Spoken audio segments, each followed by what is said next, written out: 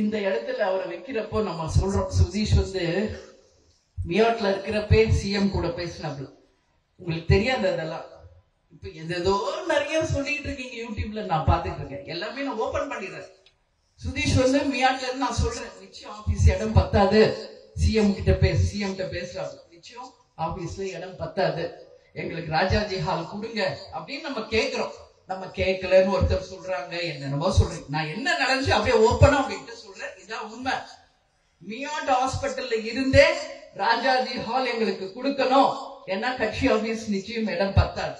வீட்டுக்கு போய் ஒரு சின்ன சடங்கு பண்ணிட்டு நேர ராஜாஜி ஹால் கொண்டு வந்துடும். பட் நம்மளுக்கு அங்கிருந்து திருப்பி பதிலே வரல. இதான் உண்மை. பதிலே வரல நம்மளுக்கு. சரி, வேற வழி இல்ல. கேப்டனை வந்து ரொம்ப நேரம் நம்ம அப்படியே வச்சிருக்க முடியாது. அப்பதான் நாங்க டிசைட் பண்ணோம், ஓகே நம்ம கட்சி ஆபீஸ் இருக்கு, நம்ம அங்க ஃபர்ஸ்ட் போலாம், அங்க வச்சு தலைவருக்கு என்னென்ன செய்யணும், நம்ம தொண்டர்கள் அவரை பார்க்கணும் அப்படின்னு சொல்லி இங்க கொண்டு வந்தோம். நீங்க பாத்தீங்க எந்த அளவு அன்னைக்கு ஜனம் நெருக்கடி, முதலமைச்சரே வீட்டுக்குள்ள வர முடியல, இங்க வந்த மந்திரிகள், கவர்னர்ஸ், ஆர்டிஸ்ட் எல்லாரும் அவ்வளவு கஷ்டப்பட்டு உள்ள வந்தாங்க. எல்லாருக்குமே அது தெரியும். மறுநாள் இதை விட மிக அதிகமாக கிரௌட் வரப்போகுதுன்றது நிச்சயம் எனக்கு தெரியும். அப்போ உதயநிதி எல்லாருமே கூட தான் இருந்தாங்க. அப்போ நான் வந்து அவங்களோட பேசணும், நிச்சயம் இந்த இடம் பத்தாது, ராஜாஜி ஹால் நமக்கு கொடுக்க மாட்டேங்கிறாங்க, வேற ஏதாவது இடம் கேட்கணும் அப்படின்னு பேசணும்னு நினைக்கிறோம். அப்போ நம்பர் எனக்கு யார் நம்பர் எனக்கு தெரியாது, யாரையார்ட்டையும் கேட்டேன். அப்புறம் பிரபா கிட்ட உதயா நம்பர் இருந்துச்சு. பிரபா கிட்ட சொன்ன, உதயாக்கு போன் போடு, ஏன்னா இங்கதான் இருந்தாப்ல 1 hour. அப்ப எனக்கு தோணல, எனக்கு மயக்கமா இருந்துச்சு. உதயா போன பிறகுதான் எனக்கு ஸ்ட்ரைக் ஆகுது. அப்புறம் பிரபா ட்ரை பண்ணா ஸ்விட்ச் ஆஃப்னு வருது. அப்புறம் தயாநிதி மாறன் கூட வந்திருந்தார், அவருக்கு போடு. தயாநிதி மாறனுக்கு போன் பண்றாங்க, உடனே அவர் எடுத்தார். அப்போ நான் பேசுறேன் தயாநிதி மாறன், நிச்சயமாக கட்சி அலுவலகம் நிச்சயம் இடம் பத்தாது, எங்களுக்கு மாற்று ஒரு இடத்தை அரசாங்கம் தர வேண்டும் அப்படின்னு நான் சொல்றேன். உதயா போன் பண்ணும், எடுக்கல. சிஎம் கிட்ட நீங்க சொல்லுங்க, நாங்க சொல்றோம். அவர் சொல்றாரு, 10 நிமிஷம் எனக்கு டைம் கொடுங்க, நான் லைன்ல வரேன். மறுபடியும் வரவே இல்லை. மறுபடியும் நான் போன் பண்ண சொல்றேன் தயாநிதி மாறனுக்கு. மறுபடியும் போன் பண்ணி எனக்கு கனெக்ட் பண்றாங்க. அப்ப எடுத்தார். அப்ப சொல்றாரு, ராஜாஜி ஹால் கிடையாது, ரெனிவேஷன் ஒர்க் போயிட்டு இருக்கு, அதனால ராஜாஜி ஹால் கொடுக்க முடியாது, வேற ஏதாவது இடம் நீங்க சொல்லுங்கன்னு நான் சொல்றேன். சென்ட் ஜான் ஸ்கூல்னு ஒண்ணு, இங்க வந்து ஜீசஸ் கால்ஸ் ஒரு இடம், அந்த கிரவுண்ட், அதெல்லாம் சொல்றேன். நான் சொன்னேன், நிச்சயம் அந்த இடமெல்லாம் பத்தாது, ஏன்னா எந்த அளவுக்கு கேப்டன் கிரவுடு வரும்னு எங்களுக்கு தெரியும், நிச்சயம் அது பத்தாது. வேற என்ன, வேற ஏதாவது நீங்க சொல்லுங்க. தீவுத்திடல் நான் சொல்றோம்.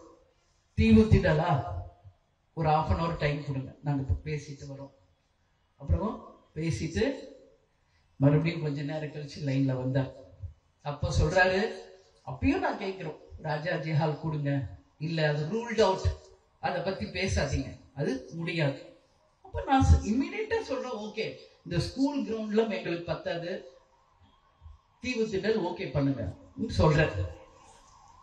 உடனே அடுத்த 10வது நிமிஷம் தீவுத்திடல் ஓகே அப்படின்ட்டாங்க. அப்போ என் கூட சுதீஷ், முருகேசன், பார்சாரதி எல்லாரும் என் பக்கத்துலதான் உட்கார்ந்து இருக்காங்க. இப்போ அவங்க போன் அதுக்கப்புறம் நான் பேசல, அவங்க கிட்ட கொடுத்துட்டேன். தீவுத்திடல் ஓகேன்னு சொல்லிட்டாங்க. அதுக்கப்புறம் நீங்க பேசுங்கன்னு நான் கொடுத்துட்டேன். அதுக்கப்புறம் நடந்தது உங்களுக்கு தெரியும். நம்ம இவங்க எல்லாரும் கிரவுண்டுக்கு போயிட்டாங்க.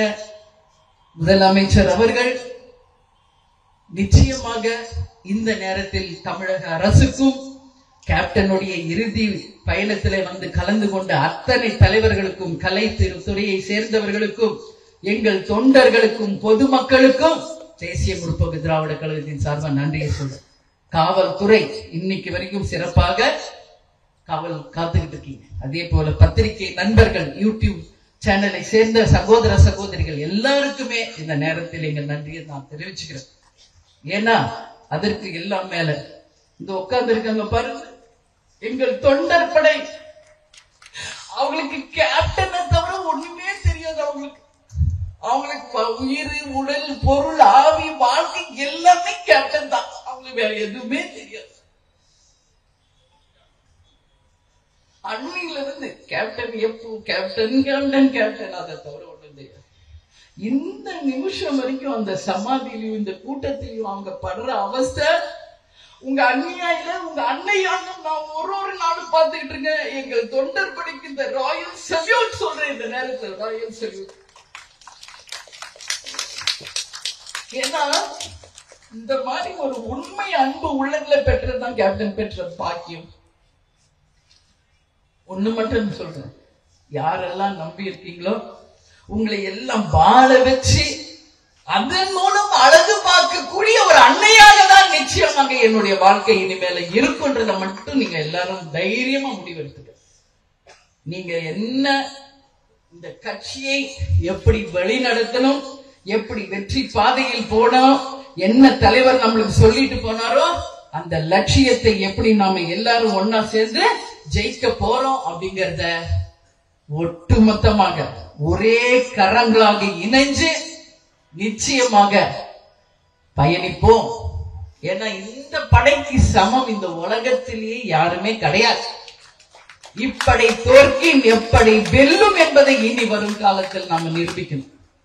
அதனால நம்ம தலைவரே போயிட்டார், இனிமேல இந்த தலைவரை நம்ம எப்ப பார்க்க போறோம் தெரியாது.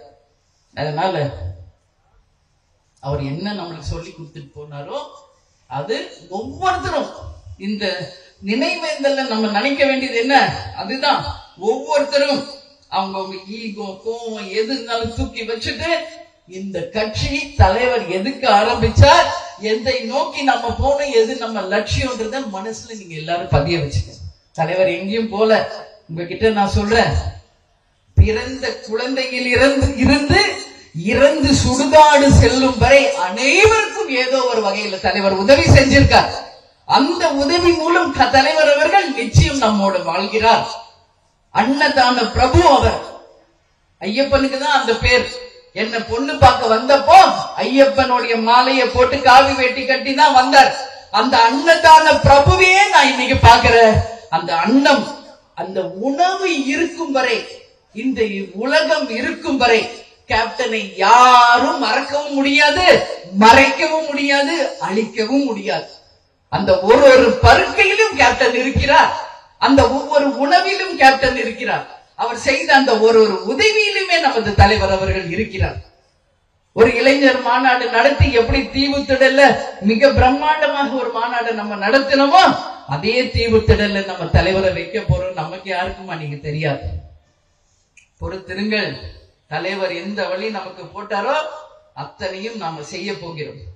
மாநாடுகள், மண்டல மாநாடா பொது மாநாடா, வரப்போகின்ற தேர்தலை எப்படி சந்திக்க போகிறோம், இனி அடுத்த கட்ட நம்மளுடைய பணிகள் என்ன, எல்லாவற்றையும் இனி அடிக்கடி மாவட்ட செயலாளர்கள் மீட்டிங் எல்லாமே இனி தலைமை கழகத்துல பிப்ரவரி மாசத்துல இருந்து தொடங்கும்.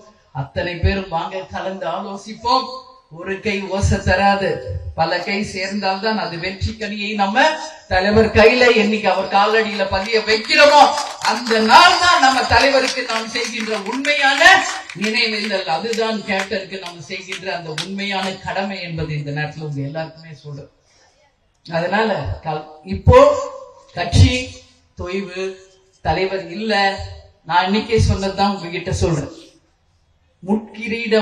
முட்கிரீடத்தை தான் கேப்டன் செயற்குழு பொதுக்குழுல என் தலையில வச்சுட்டு போயிருக்கார். அந்த முட்கிரீடத்தை மலர் கிரீடமாக மாற்றி அதை வெற்றி கனியாக மாற்றி அந்த வெற்றி கனியை நாம் அனைவரும் ஒன்றிணைந்து நம்ம தலைவர் காலில் என்னைக்கு வைக்கிறோமா அன்னைக்குதான் தேசிய முற்போக்கு திராவிட கழகத்தினுடைய அந்த வெற்றி நாள் என்பதை இந்த நேரத்தில் உங்க எல்லோருக்குமே நான் சொல்லி, தலைவர் சொன்ன அந்த பாக்கியங்களை சொல்லி நான் நிறைவு பெறுகிறேன். என்ன ரொம்ப லேட் ஆயிடுச்சு, இருந்தாலும் நீங்க எல்லாம் இங்கதான் இருக்க போறீங்கிறதுனால நான் டைம் எடுத்து எல்லாம் ஓப்பனா பேசிட்டேன். மறுபடியும் நான் எப்ப பேசுவேன்னு தெரியல. அதனால வீழ்வது நாமாக இருப்பினும் வாழ்வது தமிழாக இருக்க வேண்டும் என்று கூறி, இயன்றதை செய்வோம் இல்லாதவர்க்கு என்ற தலைவரின் வழியில நிச்சயமாக நாம பயணிப்போம் என்று கூறி, அந்த பாடல் இறுதியாக ஏழைகள் வாழ நீ செய்த யாகம், அந்த பாடலை எனக்காக மீண்டும் போடணும். அது என் உள்ளத்தில் என் ஒவ்வொரு பிளட் செல்லிலையும் அந்த பாடல் இறங்கிருச்சு. அதுவே கேப்டனுடைய தேசிய கீதமாக, நமது கழகத்தின் தேசிய கீதமாக மாறி அத்தனை பேர் உணர்விலும் பதிந்த அந்த பாடலோடு நிறைவு பெறுகிறோம். எனவே மீண்டும் உங்களை வெகு விரைவில் 30வது நாள் 26ஆம் தேதி வருது. உங்க எல்லாருக்கும் ஒரு 26ஆம் தேதி கேப்டனுடைய 30வது நாள். உங்க எல்லாருக்கிட்டையும் நான் கேட்டுக்கிறேன், அனைத்து ஈஸ்வரன் கோவிலிலும் மோட்ச தீபத்தை ஏத்துங்கள். கேப்டனைக்காக மோட்சத்திற்கு செல்லிருக்காரு, அவருக்காக ஒரு மோட்ச தீபத்தை அனைவரும் ஈஸ்வரன் கோவில் அன்னைக்கு ஏத்துங்க. இங்கே மிகப்பெரிய ஒரு பூஜைகள் அன்னைக்கு நடக்குது. 28ஆம் தேதி நமது தலைவர் அவர்கள் உயிர் பிரிந்த நாள். அன்றைக்கும் இங்க நிறைய விசேஷங்கள் இருக்கு. அதுக்கப்புறம் நான் சொல்ல மாட்டேன். அதுக்கு அடுத்து ஒரு நாள் இருக்கு. இனிமே அந்த நாள் எங்க லைஃப்லயே கிடையாது, முடிஞ்சு போச்சு. அந்த நாள் இனிமே லைஃப்லயே கிடையாது. நான் வரவும் மாட்டேன், அன்னைக்கு கட்சி ஆபீஸ்க்கு நான் வரவும் மாட்டேன். உங்க யாரையும் நான் அன்னைக்கு பார்க்கவும் மாட்டேன். அந்த ஒரு நாள் எனக்கு தயவு செஞ்சு நீங்க எல்லாரும் ஹாலிடே கொடுத்துருங்க. ஜனவரி 31 என்ன நாளுன்றது உங்க எல்லாருக்கும் தெரியும். அன்னைக்கு நான் யாரையும் பார்க்க மாட்டேன், வரவே மாட்டேன் கட்சி ஆபீஸ்க்கு. கேப்டன் கூடியே நான் தனியா அவரோட வாழ்ந்த அந்த இல்லத்தில் அவர் கூடியே நான் அன்னைக்கு ஃபுல் டே இருக்கணும்னு ஆசைப்பேன். அதனால இனி என் வாழ்க்கையில் ஜனவரி 31ன்றது கிடையாது. அதனால இந்த நினைவேந்தல் கூட்டத்திற்கு வந்திருக்கும் எங்கள் மாவட்ட கழக செயலாளர்கள், நிர்வாகிகள், தொண்டர்கள், தொண்டர் படையினர், மகளிர் அணி, பத்திரிகையாளர்கள் அத்தனை பேருக்குமே என் இருக்கரம் கூப்பி நன்றிகளை தெரிவித்து நாம் அனைவரும் விடை பெறுவோம் என்று கூறி உங்களிடம் விடைபெறுகிறேன். நன்றி, வணக்கம்.